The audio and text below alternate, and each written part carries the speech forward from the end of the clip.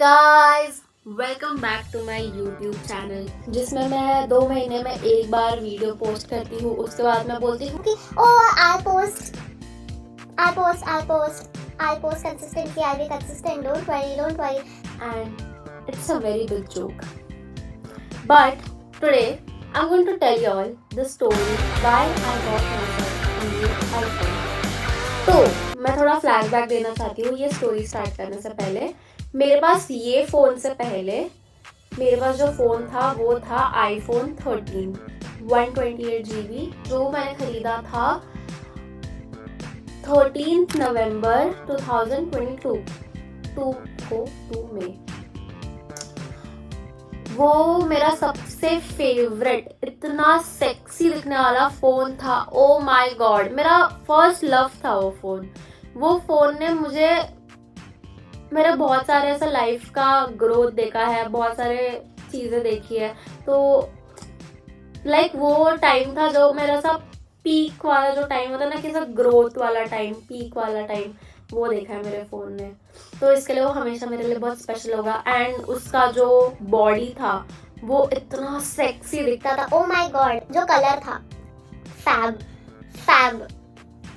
तो मेरे पास वो फ़ोन था, मैं वो फ़ोन चला रही थी। 2 साल हो गए थे, 2 साल कंप्लीट हो गए थे और तीसरा साल था। तीसरे साल में मुझे सबसे बड़ा इशू सबसे पहले होने लग गया, वो था मेमोरी का। तो सबसे पहले मेरा जो स्टोरेज का इशू था वो स्टार्ट हो गया। बट उसको मैं इतना ज़्यादा ब्लेम भी नहीं कर सकती क्योंकि उसमें बस 128 GB थे। और मैं ना यूट्यूब के लिए भले मैं पोस्ट नहीं करती थी बट मैं यूट्यूब के लिए वीडियोस बहुत लेती थी, लाइक रैंडम क्लिप्स ये वो। और मैं यूट्यूब स्टार्ट करने से पहले मुझे कभी स्टोरेज इशू नहीं था। बट जब से मैंने यूट्यूब के लिए वीडियोस वगैरह लेना स्टार्ट किया था तो तब से ना मेरा स्टोरेज इशू स्टार्ट हो गया। तो तभी मैं क्या करती थी कि स्टोरेज इशू को भगाने के लिए ना मैंने गूगल में अकाउंट्स बना के रखे थे और मैं सारे फोटो सारे वीडियोस बैकअप कर देती थी। तो मेरे पास तुम बिलीव नहीं करोगे, मेरे पास 7 से लेकर 8 गूगल अकाउंट्स है जिसमें मैंने फोटोज डाले हैं और जिसमें मुझे पासवर्ड भी याद नहीं अभी तो। तुम so stupid. बट मेरे लिए वो इम्पोर्टेंट था कि मैं कहीं तो बैकअप कर लूँ। तो ऑफ टॉपिक, बट मेरा सबसे पहला इशू था स्टोरेज का। बट फिर वो मैंने सॉल्व कर लिया था गूगल पे ऐसा बैकअप वगैरह करके। फिर थोड़े टाइम बाद ना, पहले ना मैं दिन में एक बार फ़ोन चार्ज करती थी और वो मेरा फ़ोन बहुत अच्छे से चल जाता था। थोड़े दिन के बाद ना क्या होने लग गया कि मेरे को ना दिन में 2 बार फ़ोन चार्ज करना पड़ता था, which is okay, which is not bad. मैं हमेशा निकलने से पहले फिर अपना फ़ोन हमेशा चार्ज करती थी और ऑफिस जाने से पहले मैं अपना फ़ोन चार्ज कर लेती थी। तो वैसे करके ना मेरा फ़ोन अच्छे से चल रहा था। अब मुझे लगता है कि मेरा एक्सेसिव चार्जिंग के वजह से है ना, मुझे ऐसा फील होता है कि उसका ना बैटरी का हेल्थ थोड़ा ख़राब होने लग गया। तो सबसे पहले जब मैंने चेक किया था तब उसका बैटरी हेल्थ समथिंग 93 था, फिर वो 89% हो गया बैटरी हेल्थ। वो धीरे धीरे जो कम होता था वो धीरे धीरे की जगह फास्ट उसका बैटरी हेल्थ ड्रेन होने लग गया। तो तभी मुझे थोड़ा अलार्मिंग लगा, बट मुझे नहीं पता था कि इतना कुछ ज़्यादा इंटेंस है। मैंने डिसाइड किया था और तुम बिलीव नहीं करोगे बट मेरे विजन बोर्ड में था कि मुझे न्यू फ़ोन खरीदना है। बट क्योंकि मैंने अपने विजन बोर्ड में डाला था कि मैं न्यू फ़ोन खरीदूंगी और मैंने ना अपने बहुत सारे जान पहचान के लोगों को भी बोला था कि हाँ ठीक है 3 साल हो गए, now time to buy new phone. And सब लोग मेरे जो आसपास में सब लोग थे वो लोग तो ऐसा बोल रहे थे कि हाँ अभी हर्षिता तो 17 खरीदेगी। तो ऐसा था। बट जब मैंने 17 का प्राइस सुना ना, जब वो रिलीज हुआ तब मैं वो प्राइस सुन के तो आई वाज लाइक नहीं, कि मेरे बजट में तो बिल्कुल ही नहीं बैठने वाला। लाइक नो फकिंग वे मैं अपने बजट में ये इसको डाल सकती हूँ क्योंकि उसका प्राइस समथिंग 1 लाख के ऊपर था, 1,30,000 के around, I am not sure. तो वो तो बिल्कुल ही मेरे बजट में नहीं होने वाला था। तो आई वाज लाइक नहीं, ये बहुत स्टूपिड फाइनेंशियल डिसीजन होगा तो मैं वो नहीं ले सकती और इसके लिए मैंने डॉज कर दिया। ठीक है, फिर मेरे ना बैटरी के बहुत इश्यूज होने लग गए। मेरा ना फ़ोन बहुत जल्दी गर्म होने लग गया था, लाइक बहुत हीट हो जाता था। मैं ऐसा कुछ भी देखती थी बहुत जल्दी ड्रेन हो जाता था। फिर भी मैंने इतना कुछ ध्यान नहीं दिया। ठीक है, फिर ना मैं मेरे फ़ोन के ना एक्सचेंज वैल्यू वगैरह चेक करती थी। तो सबसे पहले जब आईफोन 17 रिलीज नहीं हुआ था तब मेरा फ़ोन का एक्सचेंज वैल्यू दिखा रहा था 25,000, विच इज़ ग्रेट क्योंकि मेरा फ़ोन समथिंग अराउंड 60,000 का था और मैंने 2 साल से ज़्यादा यूज़ किया था, तो नॉट बैड। भी सोच रही थी कि मैं अभी 25,000 ले लूँगी, बट क्या मेरे पास उतना बजट है कि मैं नया आईफोन खरीद दूँ?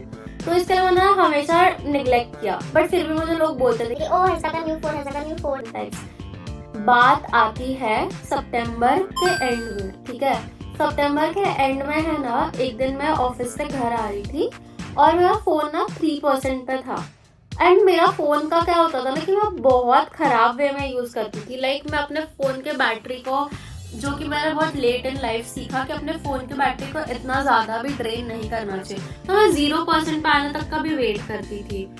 तो क्या होता था कि मैं ऑफिस से एक दिन घर आ रही थी और मेरा फोन ना 3% पे था। एंड जब वो 3% पे था ना, तभी मेरा फोन स्विच ऑफ हो गया। एंड इसके पहले ऐसा कभी नहीं हुआ है, मेरा फोन हमेशा 0 तक पहुंचता था, फिर वो स्विच ऑफ होता था। तो जब वो 3 पे आकर स्विच ऑफ हो गया तो मुझे थोड़ा अलार्मिंग लग गया। आई वाज लाइक हेल, ये क्या हो रहा है? ये तो फर्स्ट टाइम ऐसा हुआ मेरे साथ। तो मैं थोड़ा सा डर गई थी। तो तभी मुझे मेरा एक दोस्त बोला कि वो हर्षिता इट्स अ साइन कि तुझे नया फोन लेना चाहिए। एंड आई वाज लाइक नहीं, चुप कर। फिर वैसा हुआ। उसके बाद ना एक दिन मेरा फोन 13% पे स्विच ऑफ हो गया। तब मुझे थोड़ा सा मेरी फटने लग गई क्योंकि 13% पे स्विच ऑफ होना is not a good sign. क्योंकि फिर मेरा ना इसके वाला एक दोस्त था जिसके पास ना आईफोन 7 था जब हम लोग 11th स्टैंडर्ड में थे तब, और उसका फोन ना हमेशा कभी भी इतना अनरिलायबल था कि वो कभी भी स्विच ऑफ हो जाता था। तो मुझे काइंड ऑफ वैसे फ्लैशबैक्स आने लग गए और वो हमेशा अपना फोन को पावर बैंक के साथ ही रखता था। तो मुझे वैसे वाले फ्लैशबैक्स आने लगे एंड आई वाज लाइक भाई ये तो बहुत डेंजरस सीन है।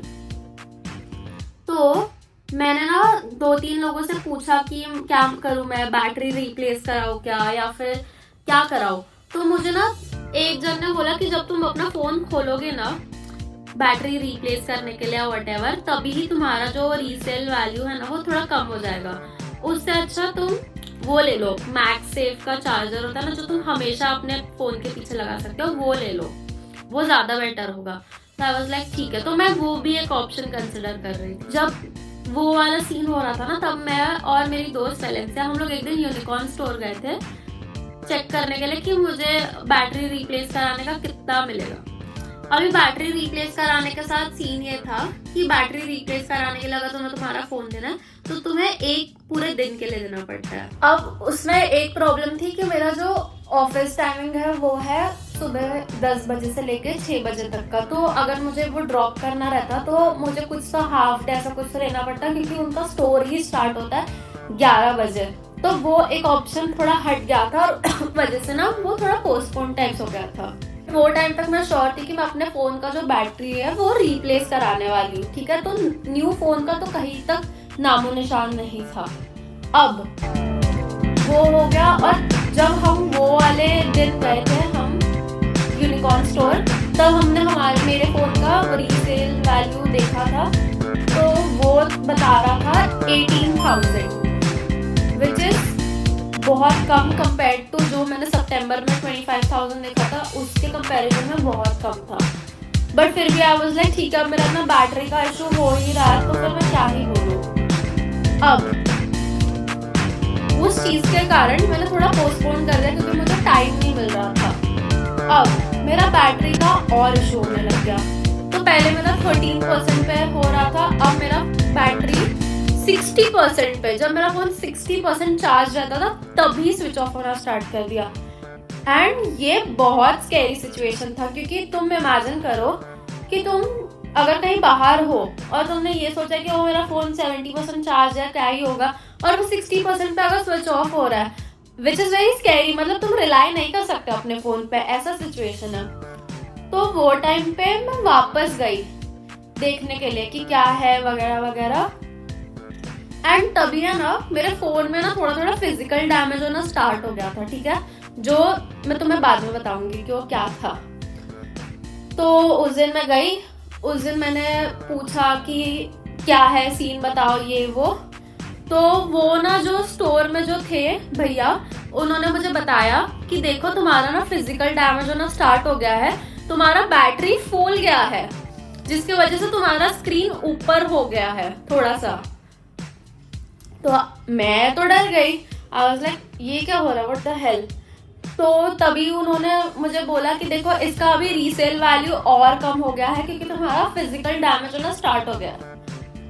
तो अभी इसका रीसेल वैल्यू होगा 14,000। I was like oh okay. And then उसने मुझे बताया कि जो बैटरी रिप्लेसमेंट का वैल्यू होता है, मतलब चार्ज बैटरी रिप्लेस कराने का, वो है 7,000।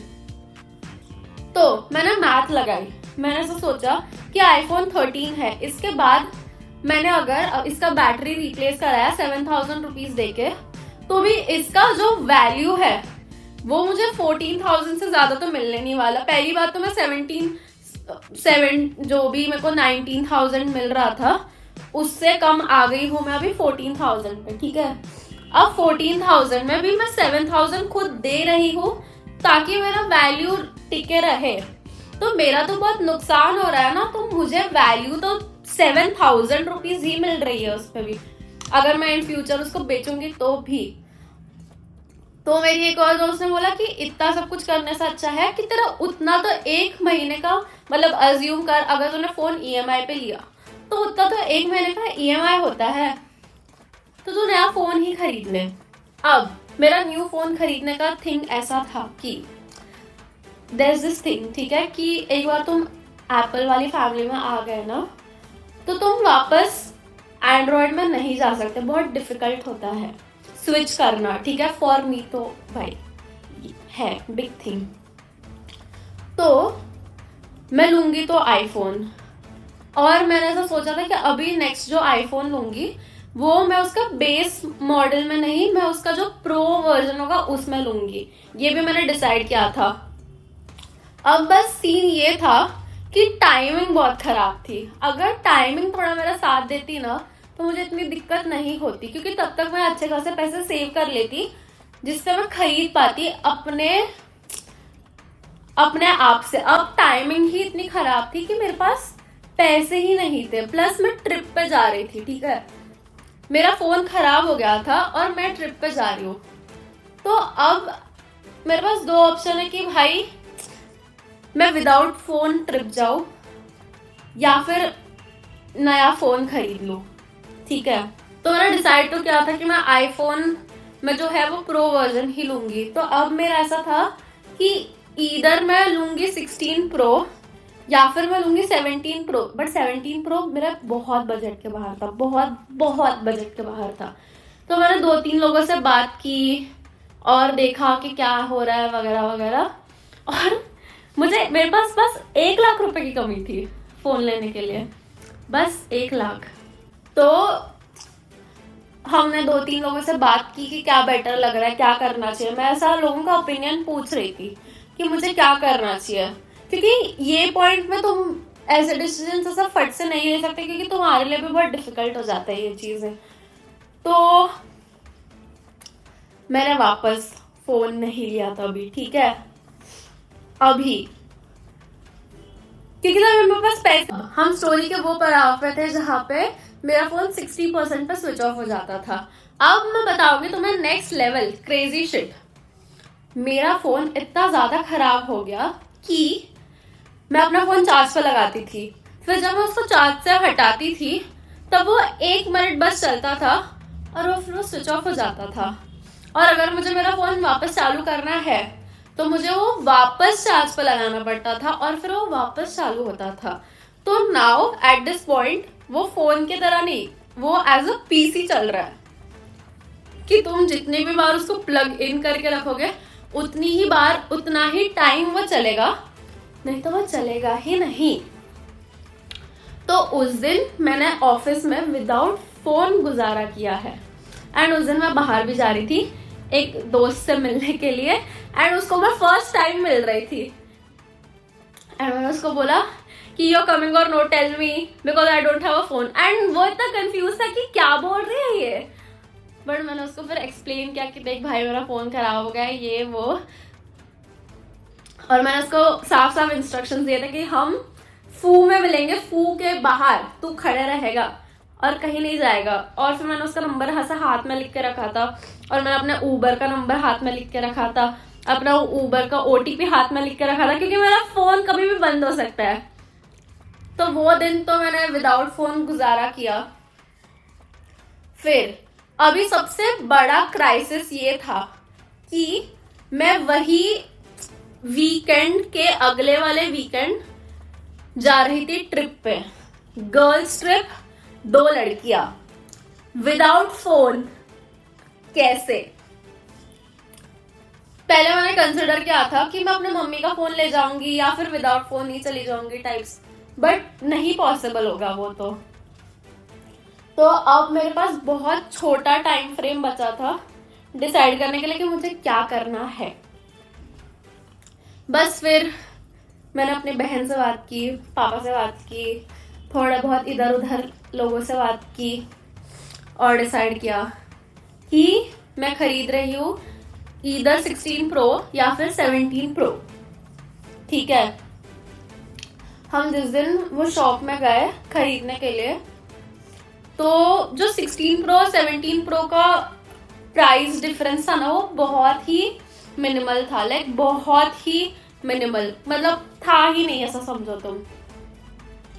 तो मैंने सोचा कि अगर मैं इतने पैसे दे ही रही हूँ, 1 लाख के ऊपर अगर मैं पैसे दे ही रही हूँ 16 प्रो के लिए, तो मैं और थोड़े थाउजेंड्स डाल के 17 प्रो ना दे दूँ, ले लूँ। तो फिर ले लिया मैंने 17 प्रो। ये है मेरा स्टोरी, स्ट्रगल, बहुत ही स्ट्रगल किया है। मैं जब न्यू फ़ोन लेने गई थी ना, तब मैंने अपना पुराना फ़ोन दिया था उसको डेटा ट्रांसफ़र करने के लिए। तो वो बंदे को जब मैंने फ़ोन दिया तो मेरा फ़ोन चालू नहीं हो रहा था, तो उसको चार्ज करना पड़ा वो फ़ोन चालू करने के लिए, ताकि एक्सचेंज करूँ और डेटा ट्रांसफ़र एंड ऑल के लिए। तो तभी उसने मुझे क्या बोला पता है? मैम अगर आप ये फ़ोन एक और दिन चार्ज करते ना, ये ब्लास्ट हो जाता। And I was like what the hell, can you imagine? इतना फूल गया था मेरा फ़ोन, इतना ज़्यादा। तो ये था मेरा struggle story. iPhone 17 Pro, best phone ever. Let's go.